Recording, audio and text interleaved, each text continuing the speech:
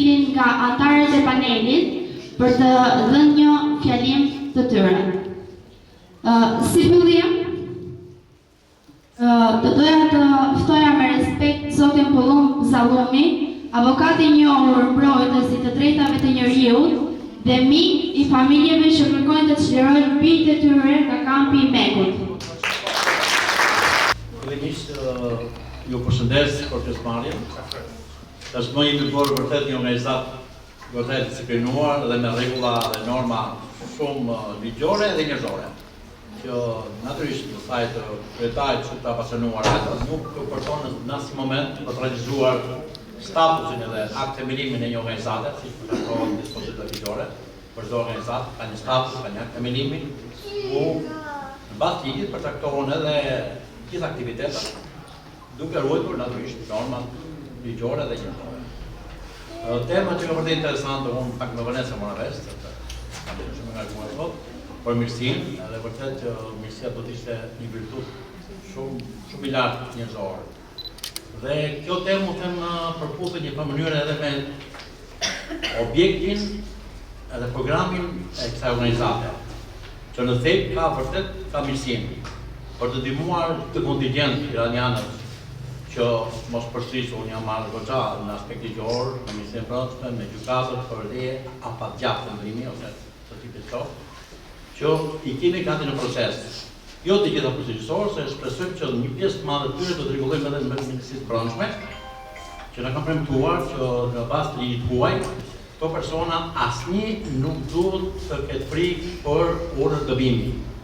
Për arsye se vetë Ministria e Brendshme ka detyrim ligjor që kur ka skatuar një leje qëndrimi MAFA, brenda 10 ditësh duhet zgjerë urdhërim. Për fatin e mirë, ka kaluar vite dhe ato as nuk kanë zbatuar një net të caktuar. Dhe kjo që pas e fortë e jona që do t'i prahisim gjithë kontingjentin e kësaj organizate, se këto janë shumë, po flas për ato që bëjnë pjesë në organizatën që ka themeluar AIDA, dhe në këtë aspekt vërtet ka lidhje me mirësinë. Për arsye se thash herë që kjo organizatë në bazën e vet ka vërtet mirësinë dhe kontributin njerëzor. Mirësia është virtuti më i lartë i njerit dhe fatkeqësisht ndaj këtyre njerëzve që unë kam lexuar historikun dhe kronologjinë e jetës, nuk është marrë përpas kur mirësia dhe dhima njerëzore. Ndër vite, që mos po them gjithsesi është kam qenë detyruar të lexoj gjithë procedurën e tyre në përkampe, vuajtjes njerëzore që ka kaluar dhe mendoj se kjo organizat vërtet ka sjellë mirësinë tek ata.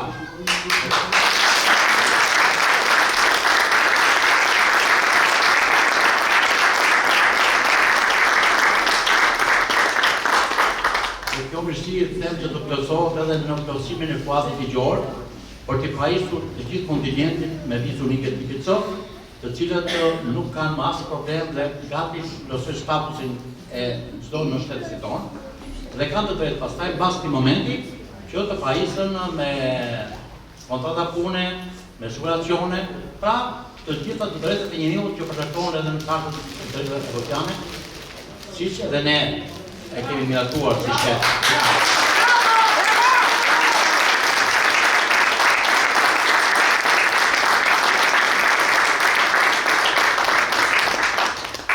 Dhe së fundi, edhe njëherë ju përshëndes dhe uroj që kjo organizat ketë vërtet një plotësim të gjitha dëshireve mbi bazën e mirësisë, kontributit, dinjitetit njerëzor, natyrisht, sepse vërtet ka një kryetar organizate vërtet shumë të apasionuar, që e kemi parë.